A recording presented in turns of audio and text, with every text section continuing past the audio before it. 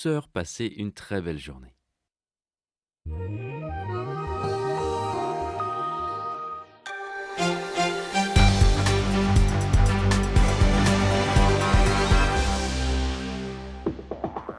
Bonjour à tous, soyez les bienvenus sur France 3 Alpes. Voici les titres de ce journal. Un entraînement façon commando pour les brûleurs de loups. Les hockeyeurs grenoblois en immersion ce matin dans l'univers des troupes de montagne. C'était à Vars, on y revient dans un instant. À 3 semaines de la COP21, nous nous intéresserons aussi ce midi aux conséquences déjà palpables de l'évolution du climat dans les Alpes. Des scientifiques tentent de comprendre quel est l'impact de ce bouleversement sur les lacs de montagne. Le sujet du climat que nous évoquerons également avec Xavier Saliaris, organisateur du festival Chaud de Vent, le Vercors demain, toute cette semaine sur le plateau du Vercors. Et puis que nous réserve la météo cet après-midi? Que du beau, vous le voyez, même si les températures continuent à baisser légèrement, comptez jusqu'à 19 degrés pour les maximales en Isère. Mais d'abord, opération commando ce matin pour les brûleurs de loups. Les hockeyeurs grenoblois ont été accueillis par la 27e brigade d'infanterie de montagne à Vars. Au programme initiation à l'escalade et parcours brancardage, histoire de resserrer les liens et se forger une cohésion à toute épreuve. Sophie Pellerin, Dominique Semet. On dit souvent que les hockeyeurs sont des guerriers, mais de là à délaisser les patins et la crosse pour enfiler la panoplie Rangers Treillis, il fallait oser. Ils n'ont pas connu l'armée, ces jeunes. C'est marrant, on est tous ensemble, ça va être un bon moment je pense. On va bien rigoler à mon avis. Allez-y, souriez, parce qu'après, pas sûr que vous allez rigoler. Allez, non, c'est parti. Allez, Au programme, opération de brancardage sur parcours d'obstacles et au pas de course. L'évacuation d'un blessé fait complètement partie c'est une action de combat. En fait, tout simplement, c'est ramener le blessé vers la ligne arrière de façon à ce qu'il rentre plus vite en contact avec la chaîne médicale et qu'il soit pris en charge par les bonnes personnes au bon moment. Lors de leur mission contre les djihadistes dans le Sahel, les militaires isérois doivent en plus composer avec le danger. Pour les brûleurs en exercice, l'enseignement est ailleurs. Non seulement c'est physique, mais ça prend une belle cohésion dans le groupe, à savoir qui fait quoi, et puis il faut aller le plus rapidement possible. Donc il faut que la communication se passe assez rapidement. Donc c'est intéressant, très intéressant. Une cohésion d'équipe vitale pour les militaires, indispensable pour les hockeyeurs. Ils l'éprouveront dès ce week-end avec crosse et patin à Morzine en match de championnat. T'es vivant? Ah ben ouais, mais c'est un nom. Dans l'actualité également, l'interpellation arrive de l'homme qui avait fait une quenelle lors de la visite de Manuel Valls à Moirans. Il avait été filmé en train de faire ce geste alors que le Premier ministre exprimait un message de fermeté après les scènes d'émeute d'il y a 2 semaines. Voitures incendiées, dégradations, la violence était partie d'un camp de gens du voyage qui souhaitaient que l'un d'entre eux, incarcéré, puisse assister à des obsèques. Justice, toujours au 7e jour du procès de la rixe des Chirolles. La Cour examine aujourd'hui la personnalité de 2 des accusés renvoyés devant les assises. L'un était mineur au moment des faits et le second, Ilyes Tafer, 21 ans, présente, Jean-Christophe Solari, un casier judiciaire déjà bien fourni. Effectivement, Aurélie, bonjour. Ilyes Tafer avait tout juste 18 ans à l'époque des faits et il venait de sortir de prison quelques jours avant la rixe. Il avait été condamné à 18 mois de prison, dont 1 an avec sursis pour avoir agressé un vigile de supermarché au couteau. C'est un jeune homme qui présente, d'après les experts psychiatres qui l'ont examiné en détention, une personnalité, un fonctionnement psychique de type psychopathique. Une tendance à l'impulsivité, à la violence. Sa mère elle-même, qui l'a élevé toute seule, serait atteinte de troubles psychiques graves. Concernant sa participation à la rixe, Ilyes Tafer a été formellement désigné par Ibrahim Kamara, dont on parlait hier, comme étant un de ceux qui a porté des coups de couteau sur Sofiane Tabdir. Il l'aurait vu s'acharner sur Sofiane alors que Sofiane était à terre. Sofiane Tabdir qui a été touché par 31 coups de couteau, je vous le rappelle, des coups de couteau commis par 2 armes différentes. Il faut savoir qu'Ibrahim Kamara lui-même est accusé par un autre co-accusé d'avoir été porteur d'un sabre, des armes qui n'ont pas été retrouvées par les enquêteurs. C'est toute la difficulté de ce procès. Merci Jean-Christophe. Le résumé de cette nouvelle journée d'audience à 19h dans le journal. Les suites de l'affaire dite Air Cocaïne, on apprend que la chambre de l'instruction de la cour d'appel d'Aix-en-Provence examinera le 18 novembre l'appel des 2 pilotes sur leur placement en détention. Bruno Odos et Pascal Fauré avaient été placés en détention provisoire la semaine dernière après avoir été longuement entendus par les juges d'instruction chargés du dossier à Marseille. À Albertville, ils sont 3 depuis le mois dernier. 3 agents de la police municipale à arpenter les rues, désormais équipés d'une arme de service. Une décision de la mairie qui rejoint ainsi les communes d'Aime et de Saint-Jean-de-Maurienne. Décision qui, visiblement, auprès des habitants, ne fait pas débat. Claudine Anguy-Bernard, Franck Serroni. Ils sont 3 policiers municipaux qui, depuis quelques jours, arborent à leur ceinturon un revolver de calibre 38. Jusqu'alors, dans la ville, seule la police nationale pouvait porter une arme. Dans les rues qu'ils sécurisent, personne ne remarque le changement et les commerçants qu'ils visitent sont plutôt réceptifs.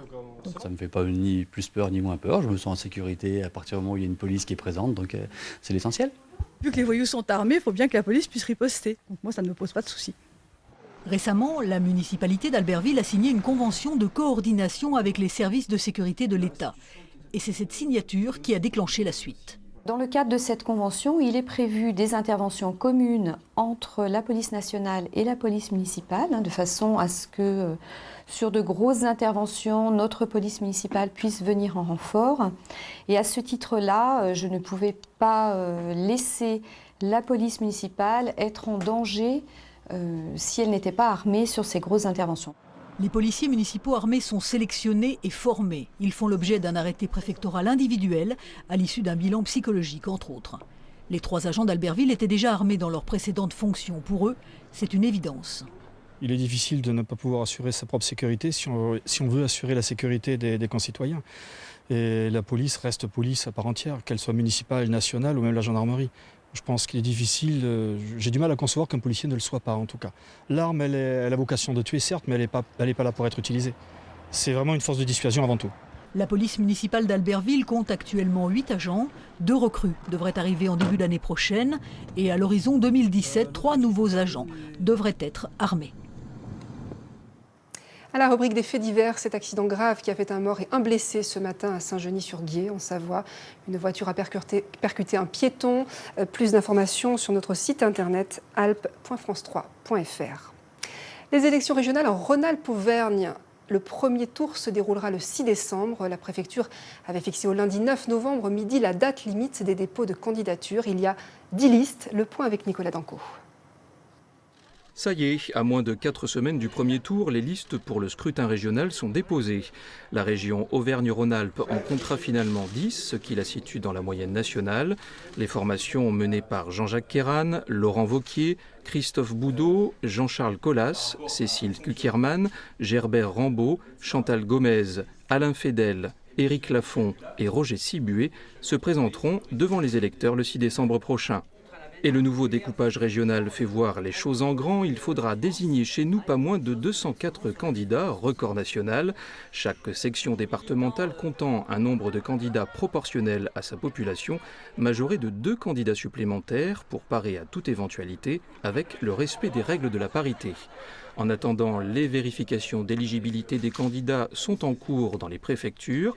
Elles publieront un ordre officiel dans la journée, avec déjà un premier défi pour eux, mobilisés. Au niveau national, lors du précédent scrutin en mars 2010, les abstentionnistes étaient majoritaires au premier tour avec près de 54%. Éducation, c'est aujourd'hui que Najat Vallaud-Belkacem doit présenter son plan pour renforcer la mixité sociale dans les collèges. 17 départements vont expérimenter plusieurs mesures, 17 départements parmi lesquels la Haute-Savoie. À 3 semaines de la COP21, la conférence mondiale sur le climat, les spécialistes des lacs de montagne sont réunis à Bourdoisan. Des chercheurs qui tentent de comprendre pourquoi certains lacs se meurent. Est-ce la conséquence de l'évolution des températures? Pour le savoir, des études sont réalisées, notamment dans le parc des Écrins. Céline Aubert, Dominique Bourget. La Muselle, parc national des Écrins. En 2008, les scientifiques ont commencé à s'y intéresser, car derrière l'image d'Épinal d'un splendide lac de montagne, sous l'eau, la vie disparaît peu à peu. Depuis à peu près 15 ans, c'est un lac qu'on appelle dysfonctionnel, c'est-à-dire qu'il a un fonctionnement extrêmement perturbé. avec très peu de production de poissons, avec de la consommation de la matière qui pourrit au fond, donc une désoxygénation. Et on est encore en train de chercher comment un lac qui peut paraître aussi beau quand on le voit, peut être aussi peu fonctionnel lorsqu'on commence à aller gratter les données scientifiques. Percer le mystère de ces lacs d'altitude est aujourd'hui un enjeu pour les biologistes et les géologues. En 2010, sous l'impulsion du Conservatoire des espaces naturels de Haute-Savoie, les scientifiques se sont regroupés pour former le réseau des lacs Sentinelles. Une dizaine de laboratoires et une quarantaine de chercheurs qui chaque année se retrouvent pour échanger leurs observations et leurs analyses. Ces lacs d'altitude, ils sont intéressants à suivre parce qu'ils enregistrent aussi tout ce qui se fait au niveau environnemental, que ce soit dans l'atmosphère, mais aussi toutes les pratiques autour, la pêche, le pastoralisme, etc. Notamment via l'eau qu'on peut analyser, mais aussi les sédiments qui sont au fond des lacs. On peut regarder, c'est comme des archives un peu de l'environnement passé autour de ces lacs. Des témoins, des sentinelles du climat et de l'environnement qui se trouvent bien souvent au cœur des parcs. L'observation des scientifiques n'est possible que grâce à l'aide logistique des parcs de la Vanoise, du Mercantour et des Écrins qui cette année accueillent le colloque. D'abord, pour gérer, il faut comprendre. Donc on part de là, on part d'une observation fiable, parce qu'il n'y a rien de pire que de se retrouver autour d'une table ou en montagne avec les différents acteurs, et puis chacun arrive avec, entre guillemets, sa science. Là, le but de Lac Sentinelle, c'est justement que tous les acteurs soient ensemble, essayer de mieux comprendre ensemble les processus pour après prendre la meilleure gestion en fonction des objectifs qu'on s'est donnés. Les rencontres du réseau se poursuivent avec une balade en montagne dans le parc des Écrins et des projections de films. Des aventures scientifiques destinées au grand public, histoire de se laisser porter aussi par la beauté sauvage de ces lacs perturbés.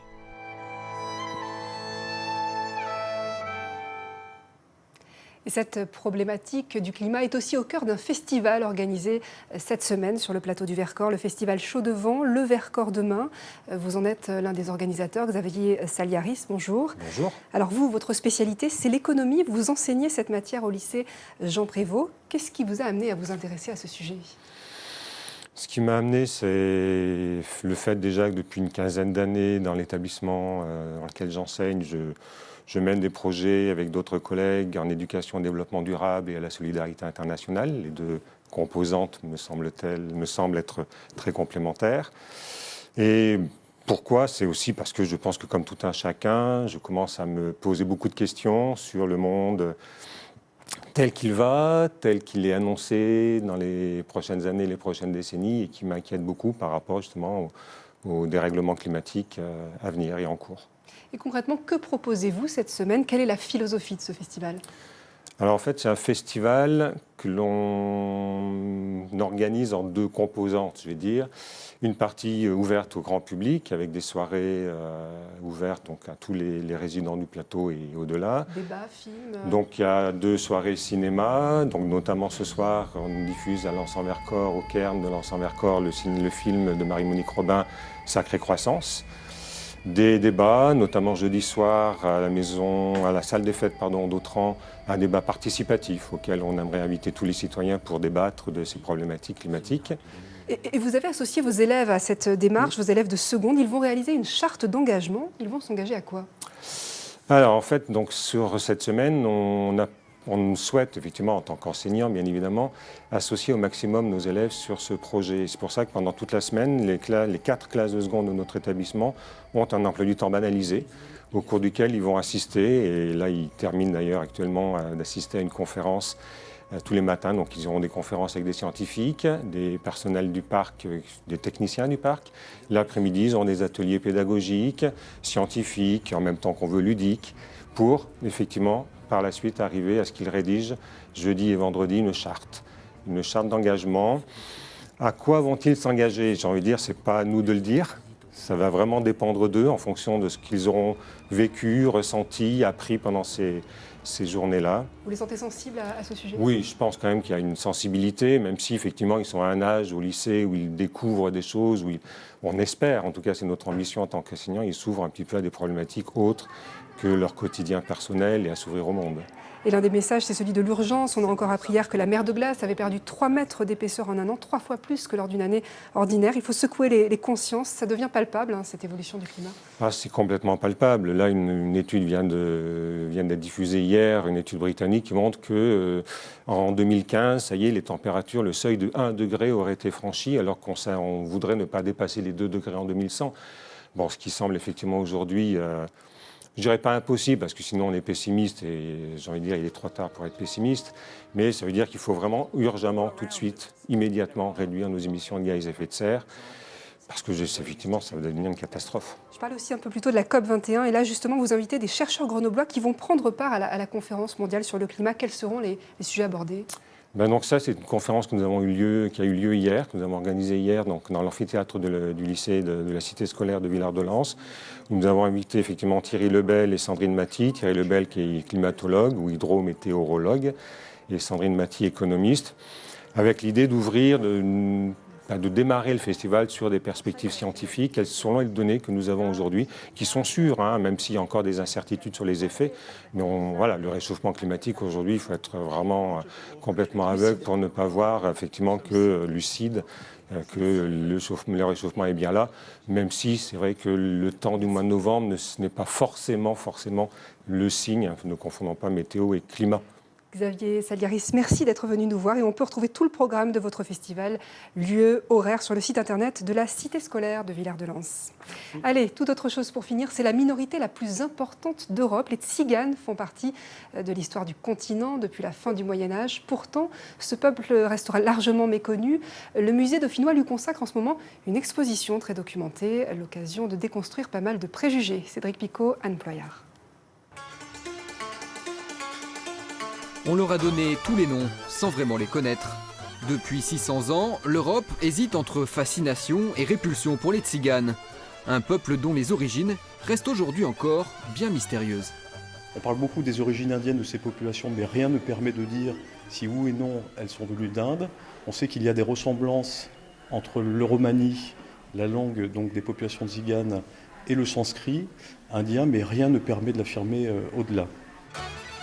Mercenaires nomades, les Tziganes sont d'abord appréciés par la noblesse et l'église du Moyen-Âge. Mais leur itinérance finit par déranger le pouvoir du roi. En France, le tout-puissant Louis XIV veut les assimiler par la force. Ceux qui refusent d'être sédentarisés sont passibles de condamnation, notamment aux galères. Et puis ces mesures répressives ne vont cesser finalement durant des siècles.